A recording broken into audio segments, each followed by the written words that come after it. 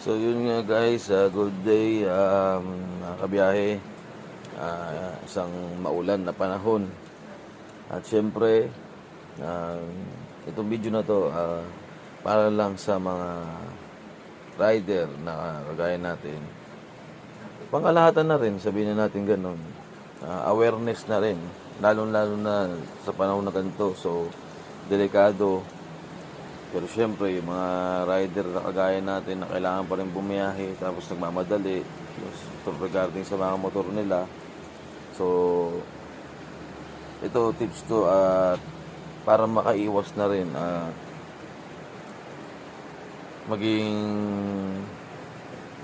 aware tayo palagi sa tuwing iiwan natin yung mga motor natin. Ito as a reminder na rin to para din sa mga motor natin habang tayo nasa labas o naghahanap buhay. So ito, panoorin nyo to. So yun guys, ito yung video na sinasabi ko.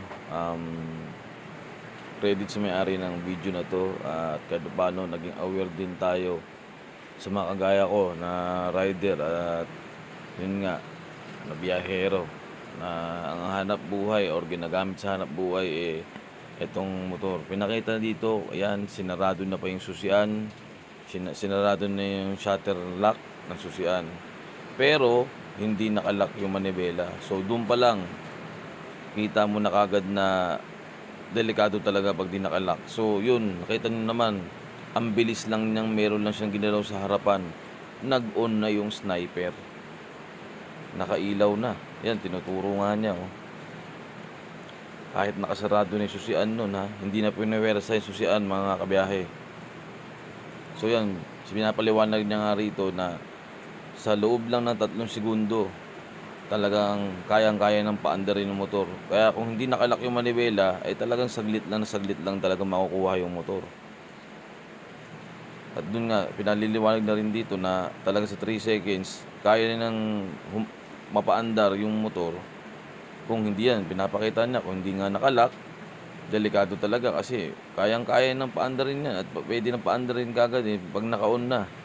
So yun mga kabiyahe, nakita nyo naman kung gaano lang kabilis na paandar yung unit na sinampol ng may-ari ng video na sinare natin. Credit ulit sa kanya. Awareness and reminder talaga itong sinare na sa atin. So tayo bilang mga responsable na owner ng mga units na motor na to, kailangan talaga din natin mag-ingat at safety. So hindi, wag tayo magkumpiyansa na pag-park natin patay susi lang okay na. Lalo